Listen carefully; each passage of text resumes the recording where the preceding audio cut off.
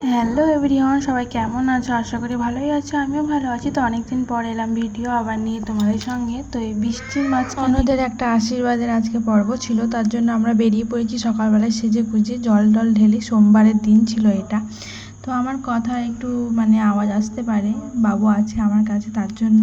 আর আমাদেরও জগন্নাথের রথ এখনো যায়নি, তার জন্য ওখানে মাইক লাগানো আছে। তো রাস্তায় বার হয়েছিলাম, তখন অতটা বৃষ্টি ছিল না। আর রথের কাছে তো দেখো এরকম বৃষ্টি পড়তে লেগেছে। তো আস্তে আস্তে অনেকটা বেড়ে গেছে। তো এই বর্ষাকালে অনুষ্ঠান লাগলে খুবই কঠিন ব্যাপার হয়। তো যাই হোক, আমাদেরকে যেতেই হবে। তো আমরাও এই বৃষ্টির মাঝখানে চলে গেছি আশীর্বাদের জন্য। তো চলো তোমাদেরকে সবটাই দেখাবো, সবটাই শেয়ার করব। তোমরা সঙ্গে থেকো, পাশে থেকো। তো পুরো ভিডিওটা দেখতে থাকো। রথের ভিডিও দেওয়া হয়নি, রথের ভিডিওটাও এডিট করতে আছে, তো ওটাও দিয়ে দেবো। এত ভিডিও আছে পরে এডিট করার টাইম হয়নি। তো বাড়িতে পুচকু এসে তোমাদেরকে সেই ভিডিওটা সবাইকে জানিয়েছি। তো ওকে নিয়ে একটু ব্যস্ত ছিলাম তার জন্য।